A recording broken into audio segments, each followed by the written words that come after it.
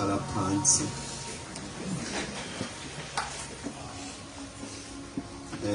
Sanibonani. Ninjani? Ibonkosi.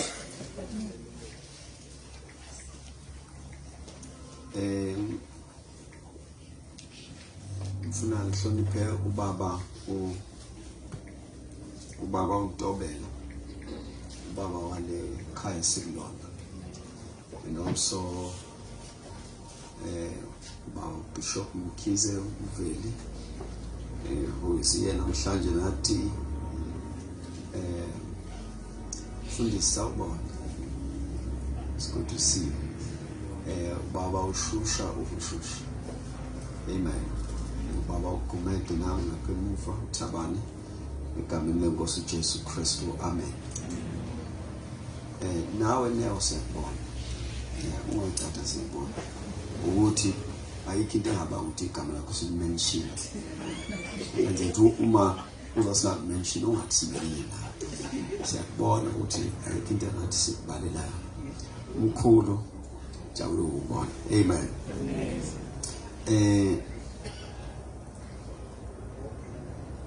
Gogo Khetsi ngicela ukuba nansi incwadi. Incwadi ngenza isithombe uhlobo sengasendlini siqoqa ngesinye. Ukhulunanze yakho.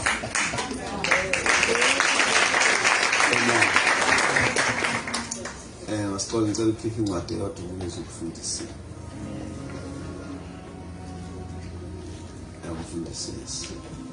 Thank you.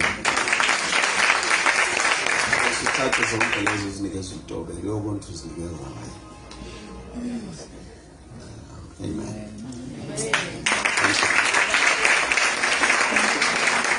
Amen. Bazalwane siyabonga kakhulu. Izolo siqale ngenotheli strong kakhulu. Amen. Kule subject kamoya ingcwele. It's one of the things that I feel that is very important. That sazi ukuthi simephi. Kule nqova esiphakathi kwayo. Amen. The time we are in is isikhathi iBhayibheli isibiza ukuthi khona baningi abaphumile ukudukisa abanye. And kuthiwa bodukisa abaningi. Manje I have a mission, I have a mission to save you. Ngokuthi ngikhayisele ezinye zezinto zibe sobala. Asifundeni yesterday, let me just make a recap. Izolo sifunde iverse chapter 19 wencwadi yezenzo verse 1 and 2. Sama phezu kombuzo obuza umpostoli Paul ebuza abazalwane ukuthi mhlana akholwayo namamkela umoya ingcwele. Amen. And it was clear that umoya ingcwele wamkelwa abakholiweyo. And sachaza ukuthi okholiwe ovuma uJesu. Because my walk. Ngiphinde sachaza ukuthi okholiweyo ovume uJesu khona into erongo yenzayo manje. Kusasa ungabuyi. Siyacela ukuqhubeka nokuhlala khona. Savumelana ukuthi manje umuntu evuma uJesu simbiza ngokholiweyo. Akusi bantwana basekhaya udaba lukaJesu lupersonal. Awujoyini isonto labasindisiwe nawe bese ubosindisiwe. Uzivumela wena uJesu. So sithi ke lo uvuma uJesu wamenza inkosi nomsindisi. Uyena omelwe olindelwe isiphiwo ekuthiwa umoya ingcwele ufuna samukele. Umoya ingcwele akuwona nombani. Owaloyo uvuma uJesu. Uvuma uJesu bese wamukela isithembiso esingumoya ingcwele. Right bazalwane. So ngeke kutholakale noma ubani esithi unomoya ingcwele. Ngoba the Spirit of God is a gift to those who have received Christ. It's important bazalwane usudwele umuntu ucace so that singezuduka kalula. So indlela eya kumoya ingcwele ukuhlangana noJesu. Uma uhlangane noJesu bese umoya ingcwele uthe uJohn uJohn mayikhuluma ngayo uthi loza angikwazisho ukuthinta izihlangu zakhe wathi mayisefikile yena ke uzombhabhadisa ngomoya nangomlilo. So kufanele kube clear ukuthi uma ukhuluma ngomoya ongcwele awukwazi ukukhomba kwenye indawo, ukhomba kulo ohlangane noJesu. Amen. So ingakho umbuzo kaMpostoli Paul uthi mhlana khona nama amkelele umoya ongcwele. Kusho umoya ongcwele wamkelwa yilabo asebekhonyiwe.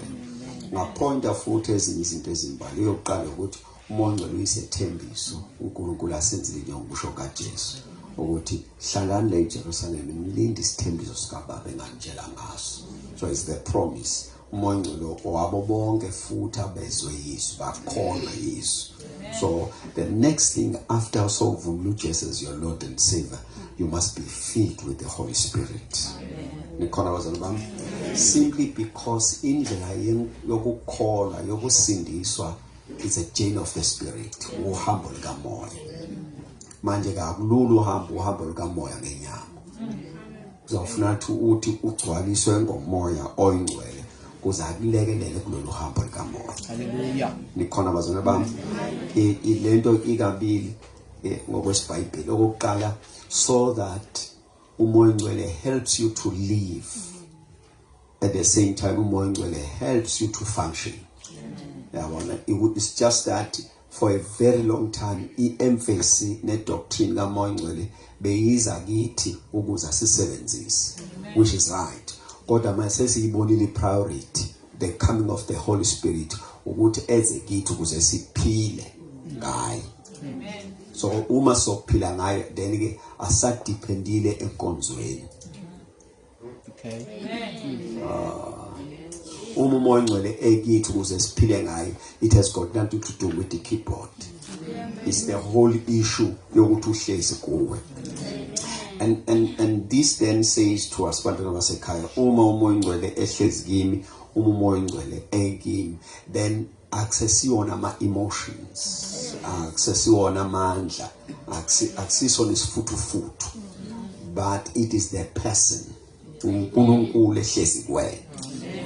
Yabona, umoya ongcwele, umehluko phakathi komoya ongcwele nezinye izinto ezikhona ezibizwa ngomoya is that yena ifocus yakhe ukukwenza ufaneleke izulu, ukukwenza ufaneleke eternity.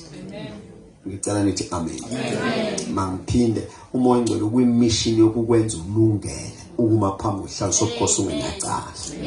Umsebenzi wakhe ukuthi akutshele ukuthi kuhanjwa kanje, umiwa kanje, ukhulunywa kanje, kwenziwa kanje.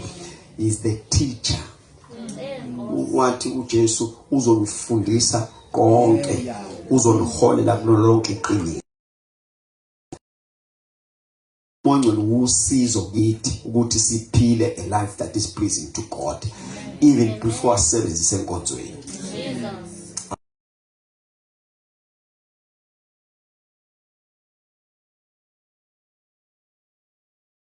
Phila kithi so that singeze umfice enkonzweni.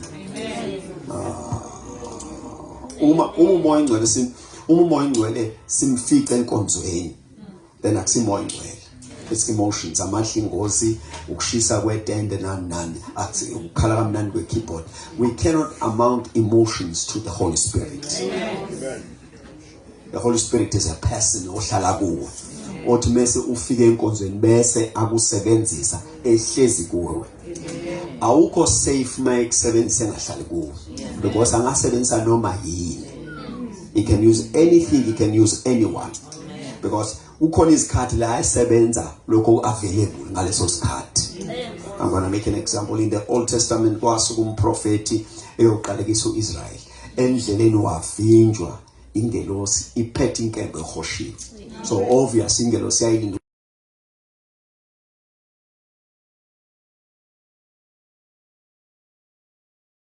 ya indlela abahamba kone yayibucayi, so ayikukho kuyangala ukukho kuyangala, fanele imbongolo izodlula eduze kwengelosi. So ngesikhathi iza umprofeti wangaboni, kwabona imbongolo yanqaba ukuhamba, wayishaya yanqaba yaze yahlala phansi angathi yamkhuhla mangizwa kahle eBhayibhelini. Uma ebhizelwa nayo kuthiwa yakhuluma, yathi ngake nganqaba yini yathi wathi ngiyele nganqaba yini kuthiwa mayisa asamanga zoyilokho kwavuleka amehlo wayibona ingelo siyathi uzosindela lembongo ngoba ngabe sekuphelile ngayo badlalela lembongo ngeke sifice ezweni. In as much as the donkey was used, but akusiyona i-assurance yokusetshenziswa kwembongolo ukuthi izophila phakade. So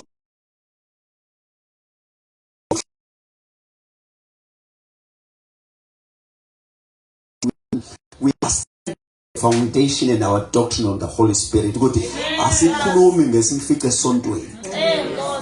Lo ethi inkonzo mayingena ethiwa yehla suke singasho ukuthi yehla ngempela so sesisho ubumnandi benkonzo likhona abazali bami kodwa yena ke uhlezi kithi mampinde akehli uhlezi kithi njani na uPaul uyasibhalela kumaKorinte uthi anazi yini ukuthi imizimba yenu iyithempeli likaNkulunkulu nokuthi umoya kaNkulunkulu uhlala kini na amazi uNkulunkulu wathi makathumela umoya ingcwele wathi address yakhe umuntu ovumile uKristu as the Lord and Savior. The Spirit of God tabernacles in you. Akehli akhuphuka uhlezi kwena. Hallelujah. So you have a relationship with God the Spirit who dwells in you because you are a temple.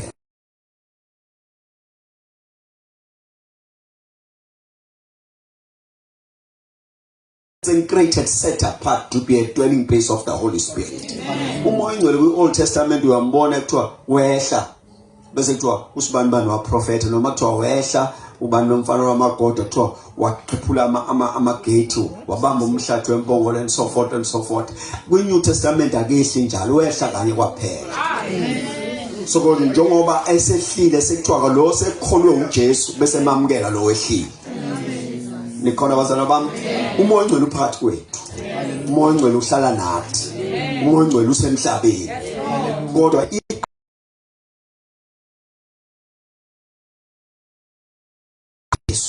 make wavuma uJesu bese ukuthi umoya ingcwele make nje uma sikhuluma ngomoya ingcwele ungacabangi ngento ethizeni ungacabangi ngokuvutha kwenkonzo ungacabangi into nje ucabange ngomuntu who dwells in you. Njoba ningibona nje uhlala kumina ngihamba kuyena ngikhuluma ngiyena ngilalele yena ngizwa yena ngiholo kuyena.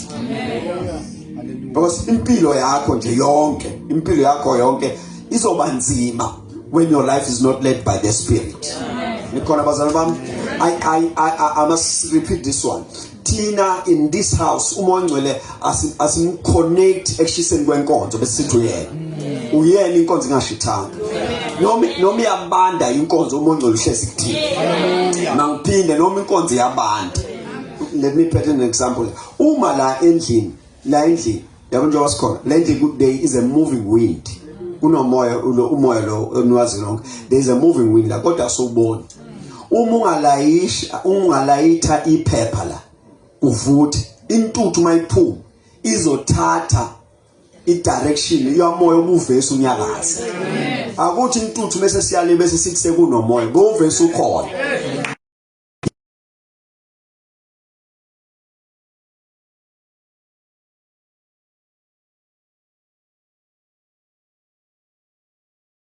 Silala sikuye sivuka sikuye siphupha sikuyena asike isikhathi where we are attached to the Holy Spirit asinathi isikhathi la kuthiwa asikho kumoya sawumlanda simlanda indawo soyoku samuvuma uhlala kithi.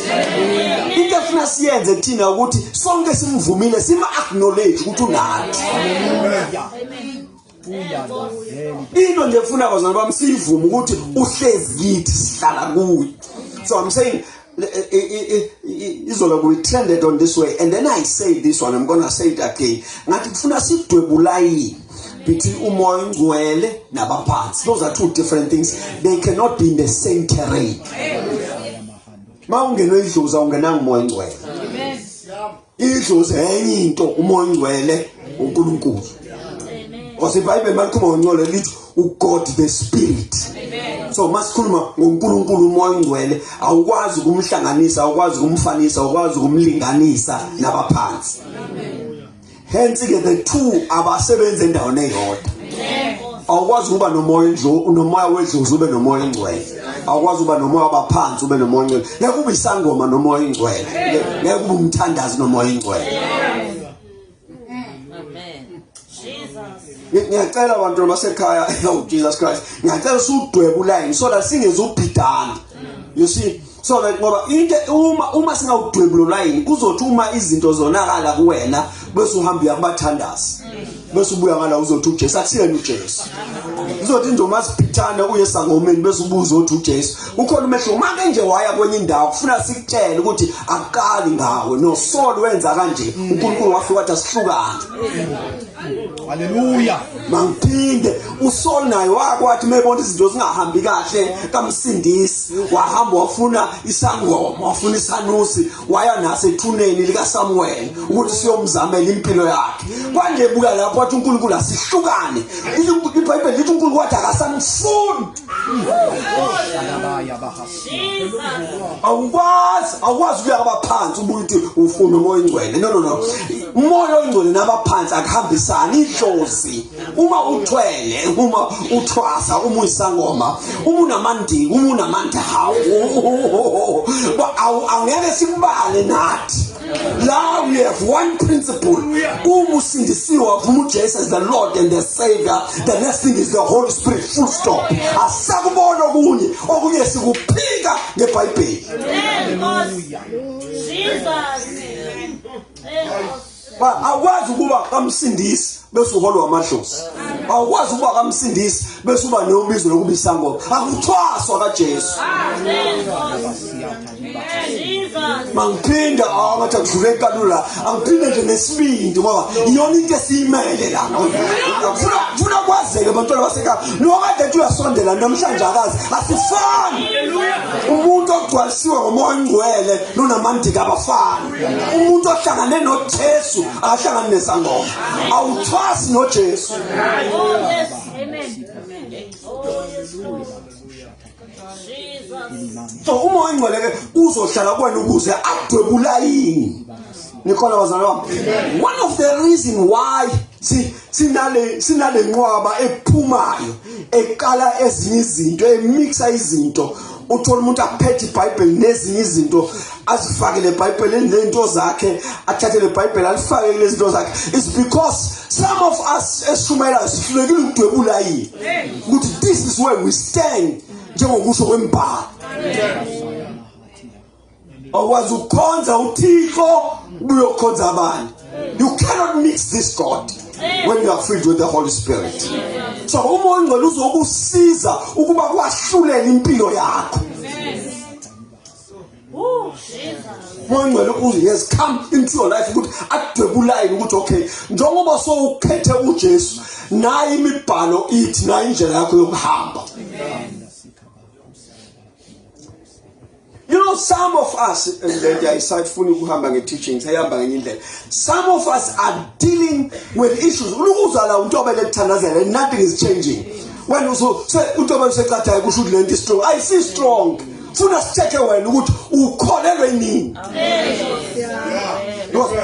the believers today are better of me. Uchesungala ishosungala. Uchesungala abapansingala.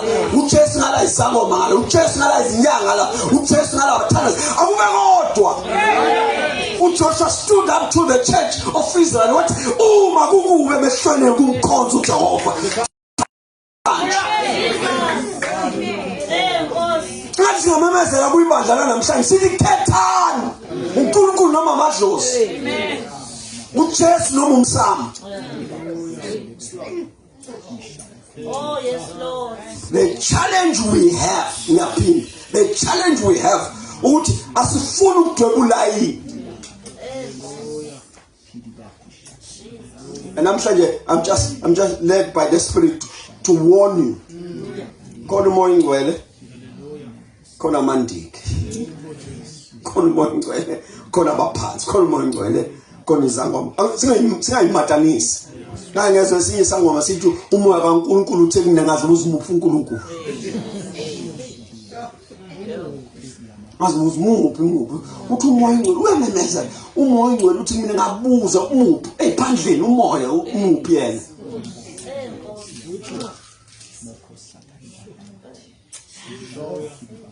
So I'm saying when the Spirit of the Lord has come into your life, uzokudwebela umuqa so that you are clear where do you stand, what do you believe, and so forth and so forth. Nikhona wazama? Roma chapter 8 azothi wona verse number 14. As many as they are led by the Spirit of God, these are the sons of God.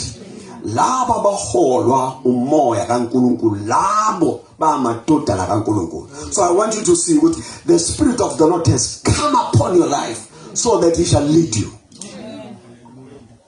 Ngiyazi enkonzweni masikhuluma ngokuholwa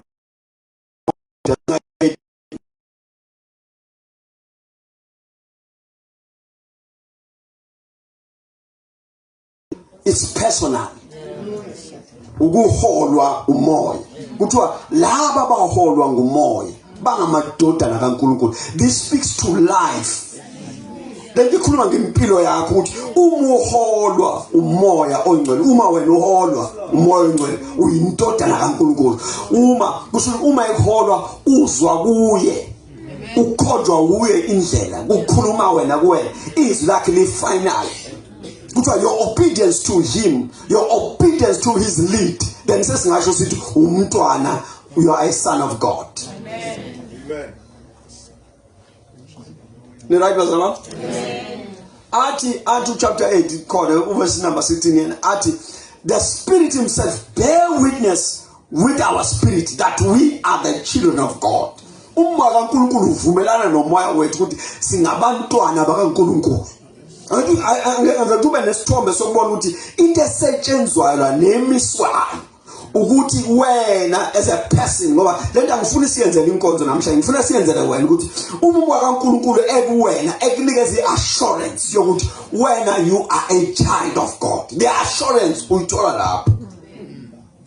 Kuthiwa umoya kaNkulunkulu ufakaza kumoya wethu ukuthi singabantwana bakaNkulunkulu. And I want you to note again, Galatians chapter 5 will then say to us, Uma uholwa umoya, you shall not fulfill the lust of the flesh. Kuthiwa victory over flesh is dependent on the lead of the Spirit. Uma ulandela umoya kuthi unamandla phezu kwenkanuko yenyama.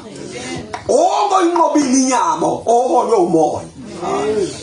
Mangphinde ithi iBhayibheli as many usunje manje uholwa umoya sekuyazi lo hamba ngomoya kuthiwa that one shall not fulfill the lust of the flesh. Inkanuko yenyama inqotshwa uholwa umoya, uthandaza uholwe umoya. I'm saying uthandazwa bese uphila uhambe ngomoya. Awuthandazi nje bese sekuzozilungela. No. After prayer you must walk by the Spirit. Then you shall not fulfill the desires of the flesh. Ngamazwi la iBhayibheli likhliye uMagalatians asinikeza isithombe sokuthi kwesinye isikhathi enye into kungenzeka ukutholakala ukuthi usindisiwe impela uyabona ukhuluma ngezilimi kodwa umona. I mean to say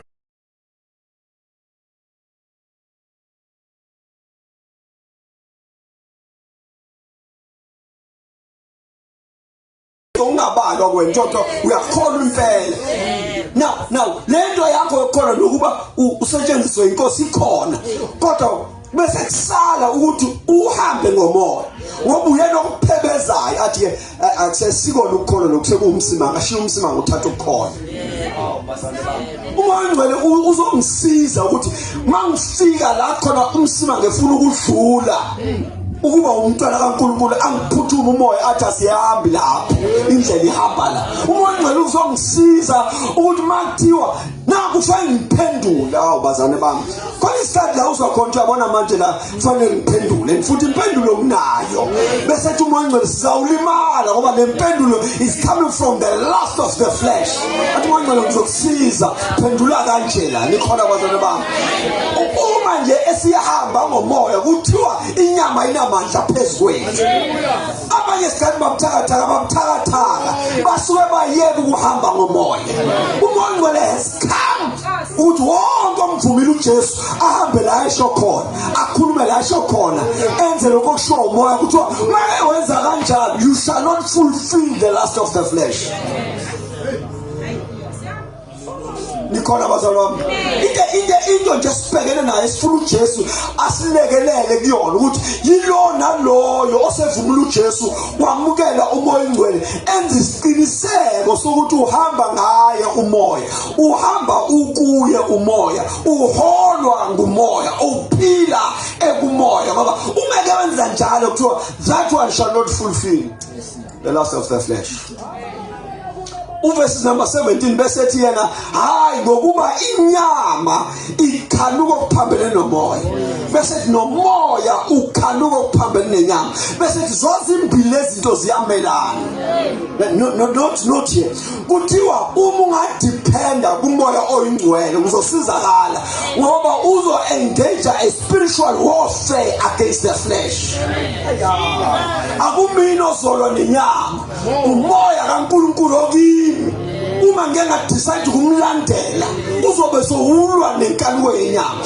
Inkanuko yenyama ayihlulwa ukuthi sengikhuluma ngelimi, ngiyahlula ezilimini ngihambe ngikumoya. Njengoba ngihamba ngikumoya, umoya bese ngilwela izimpi zenkanuko yenyama. You will never overcome the lust of the flesh until you walk by the spirit. Ngoba umoya okhanuka bene nenyama.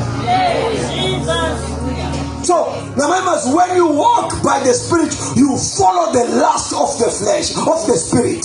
And then the lust of the Spirit is sure at the lust of the flesh.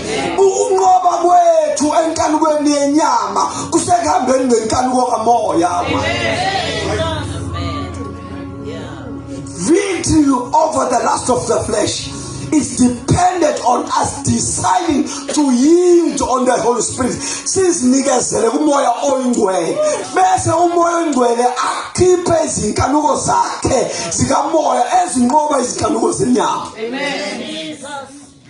So amanye translation athi the Spirit desires against the desires of the flesh. Kodwa into efuna inyama yakho nikhona uzala bami bese kuba khona efuna umoya. Manje kuthiwa le efuna umoya mangasoyilandele seyihluliwe le efuna inyama yakho.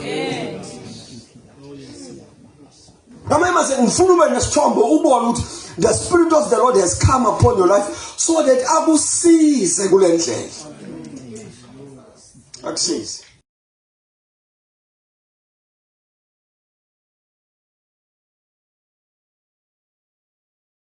Angiyazi ukuthi why iphuma ngolaka olungaka. Ngicela inkosi ingisize. I don't know why. I want us to look to these verses so that we try and see what can I do. Uze ngibuye la sengikhona sengikude kakhulu nala ngibizelwe khona namhlanje. Hallelujah. Ngiyalo lenti flow strong ngiyayibamba iyaphunyuka. I want us ukuthi sibuke nje very careful statements ka Isaiah chapter number 11. Is it Isaiah chapter 11? Yes. Verses number 1, 2.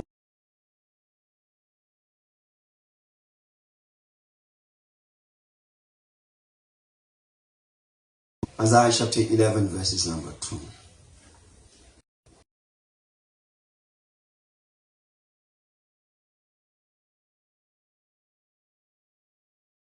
The Lord will rest on him.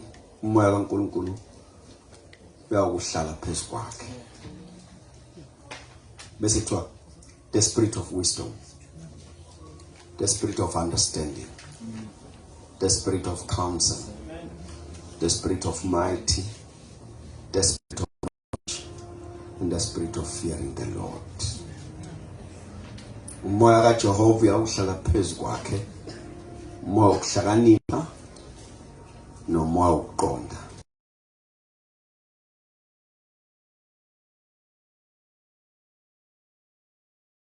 Nomoya wokwesaba uJehova. Ngicela ni underline le statement kuthiwa umoya uyohlala phezu kwakhe. This is the introduction yenziwa Isaiah ukuthi siyombona ngani uJesu mayifika. uJesu siyombona kanjani esemhlabeni. So Isaiah is speaking prophetic uthi nayo into esoyibona. Umoya kaNkulunkulu uyohlala phezulu kwakhe. Ashithi akathi uzokwehlika ubuye uhamba njengoba bekwenza ku-Old Testament. Uthi no la umoya kaNkulunkulu shall rest, shall dwell in him. Bese kuthiwa ke these will be the characteristics that he dwells in him. Uthiwa siyobona nge-wisdom. Then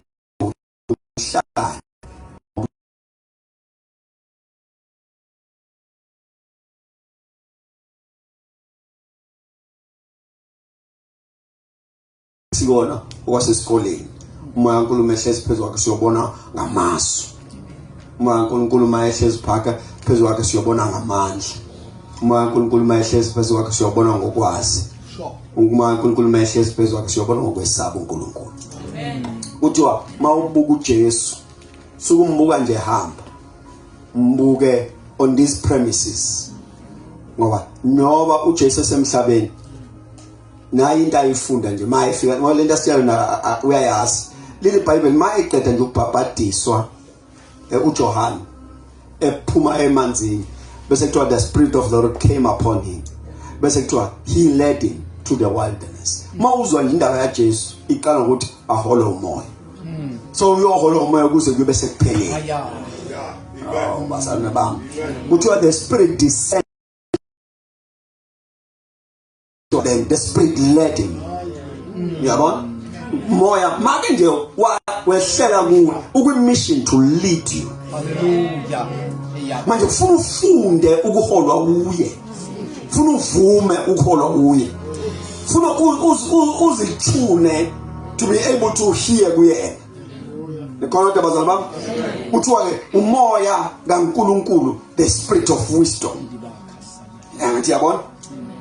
Bazalwane angazi ngena khuluma kwenye ndawo ukuthi mina you know the wisdom ekhulula ijule kakhulu. I'm looking to the life of uSaul uthi uNkulunkulu cela noma yini noma ucela ingcebo noma ucela umbuso uyocela noma yini nje uzokunikeza out of the giving that was done. Bese lithi iBhayibheli wayesethi uSaul hayi ngicela ungiphe ukuhlakanipha.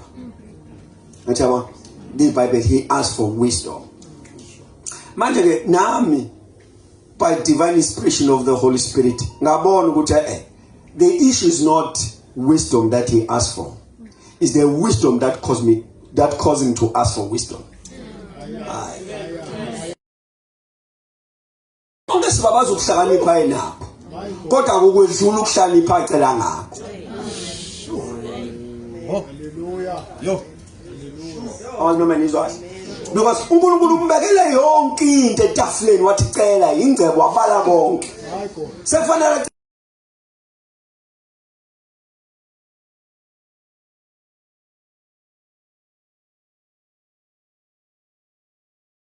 ukuthi ukuhlakanipha kudlula yonke lento. There is a wisdom that etholakala kumoya kuphela. Oh yes Lord. Hallelujah. That gives you proper divine calculation. A calculation that doesn't have an end.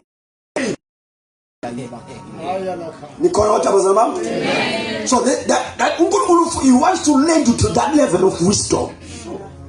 Ufuna ukubeka kuloko okuhlakanipha.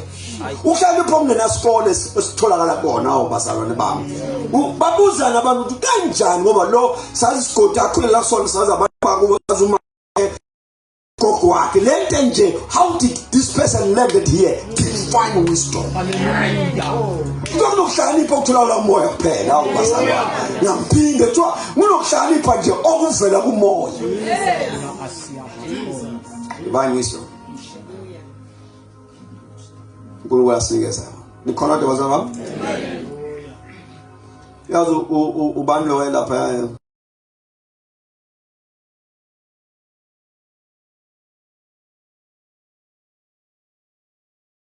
I thought I was talking to you. Asizo ngesikole afunda kusona. uJoseph uphathizwe lonke. Kwenza ngale nje wayinikeza ubuhlakani.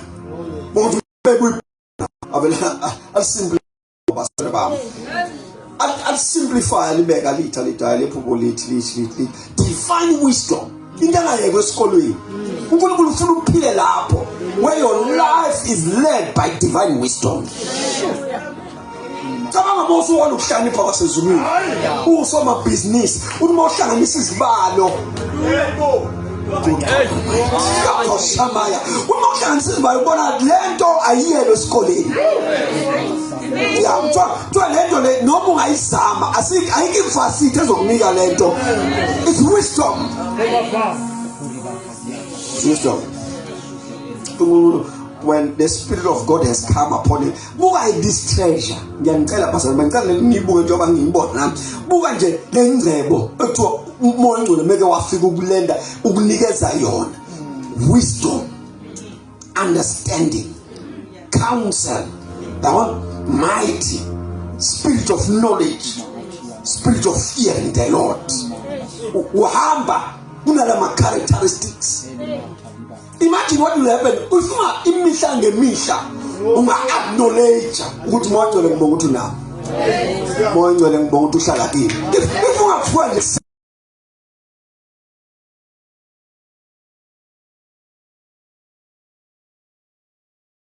what will happen to your life? Say shape wisdom, understanding, counsel, might, knowledge, the fear of the Lord.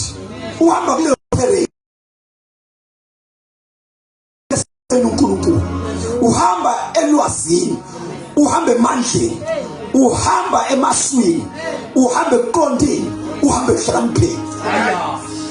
Imagine what will happen to your life. Uphila lapho. Understanding.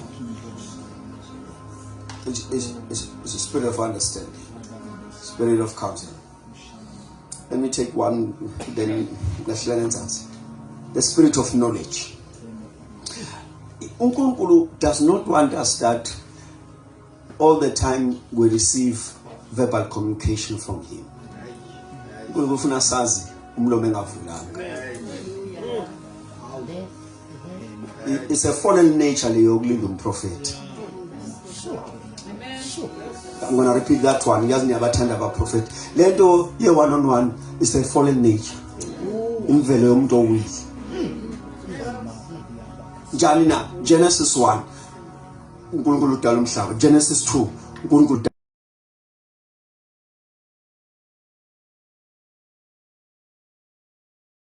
udala sinawo amagama. Bese kuthiwa uNkulunkulu wasezithatha izilwane ukuba azise phambi kaAdam. Bese lithi ukuba abonke uAdam uzothini. Lokho ayokusho kuyoba igama lakho phakathi. The next verse bese kuthiwa izilwane ziphambi kaAdam. uAdam wasiqamba amagama. In between awumuzi uNkulunkulu eyaleza. Phakathi koNkulunkulu ecabanga noAdameza enza awuzi uNkulunkulu ekhuluma. Ethi thoughts were transferred without verbal communication. There's a dimension when you are led by the Spirit. The Bible, umoya kaNkulunkulu searches the deepest thoughts of the Lord and make them known unto us. Uthi ngabaprofeti sengiyazi. Oh, ayazi impilo yakho ngeke isaduka.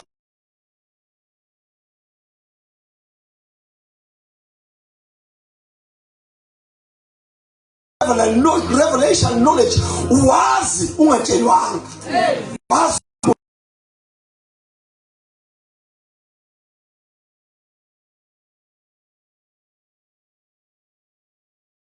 bazalwane ngicela nithi amen. Baba buka nje ukhuphuka uJesu nabafundi bakhe Mount Transfiguration intaba yo la kwaguquka khona uJesu.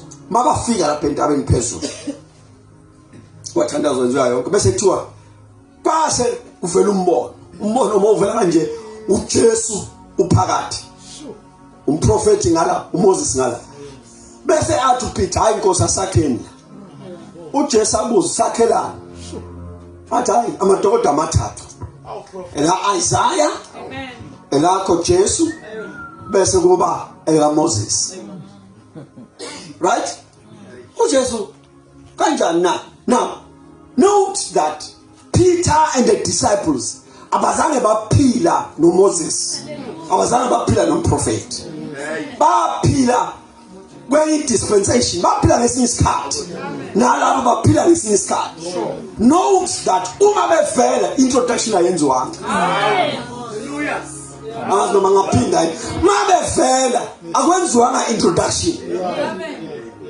Wavele nje wathi mayibheka uphethe wathi Moses lo wathi mayibheka wathi uEliya without introduction. Kwenzakala there's a dimension of the spirit where you know by revelation, not by hearing. Awulindi umprofeti akutshele ukhulula Lord. Hayi man, seyikhulukile lento. You just know. I said into engasho kunye, you just know. You live in that full conviction uthi hayi no kunjani. This yona impilo ke uNkulunkulu through his spirit afuna uphile kuyona. When awusadukiseka, awusalahleki, awusadonswa noma yini, awusathatheki. Hallelujah. The life led by the Spirit, where the Spirit dwells in you. Umoya kaNkulunkulu uhlala kuwe.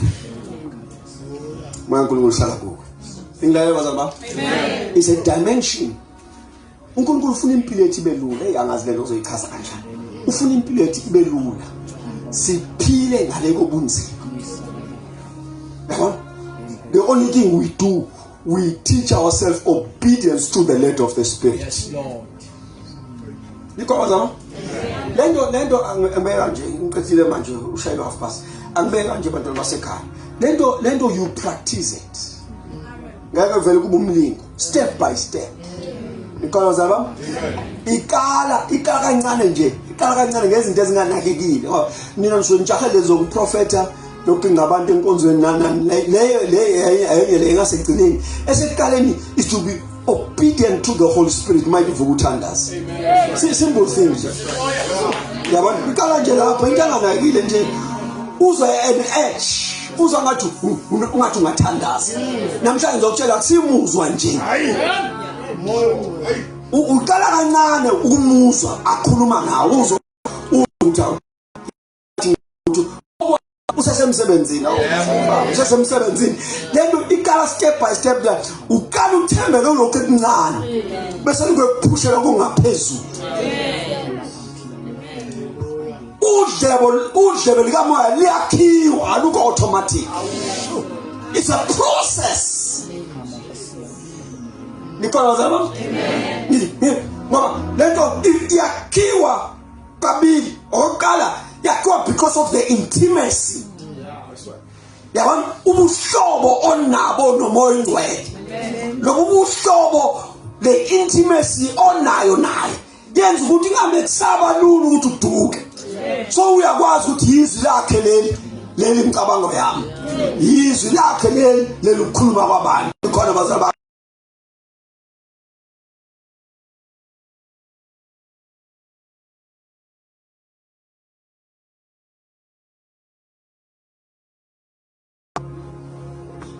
Nikhona what?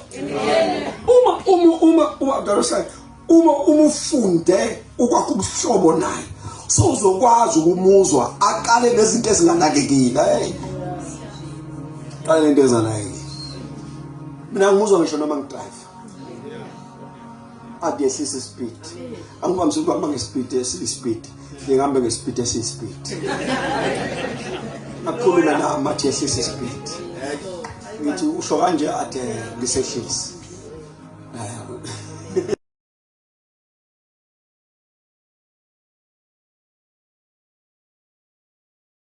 Wonke ama details ngesisa umoya yabona athi ayiqhubeka ke lendlela yakho umuzwe. Nikhona bazalwa. I told you the other day ukuthi mina nginemvelo yokungayisoli parking. Ngithi mangifika ngenkondlo ngizopaka athi hambe yomeduzo kwaleya moto ngibe ingena driver phakathi iyodwa vele qhamuka umuntu aphuma ngene emotweni ayivula aphuma asuke ngene ngidrive into lezincane sukucabanga umoya ongcwele ukukhuluma ngeli nokuthi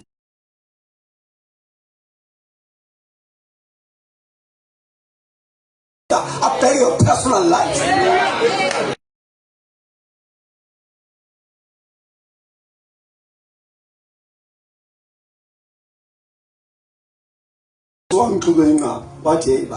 You know, the more you teach about the Holy Spirit and I get an understanding,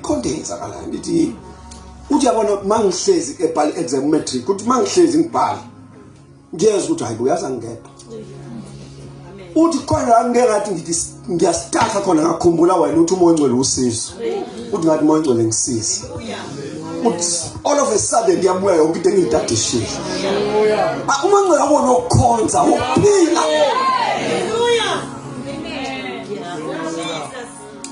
impilo yethu izoba lula if singadependa kuyena. Sure. Hey.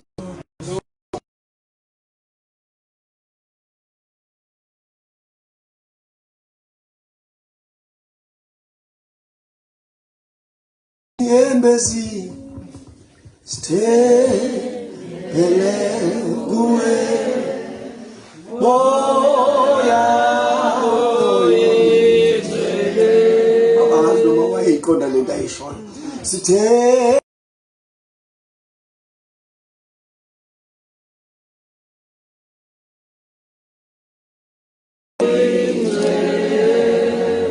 tembele kuwe sithe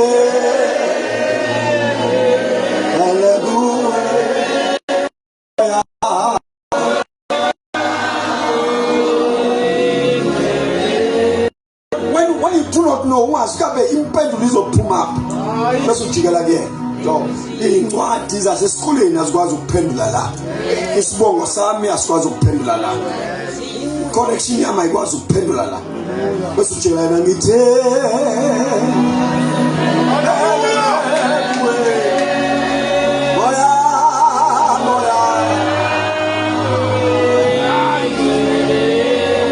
CV wafuna umsebenzi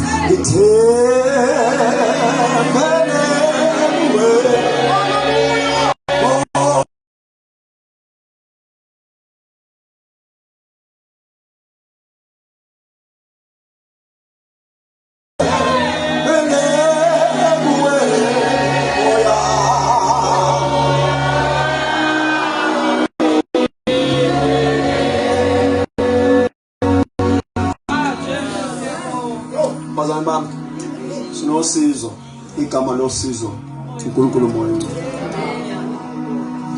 so every believer ufuna abe nobuhlobo naye. Siyabonga. God bless you. Sobona nakusasa.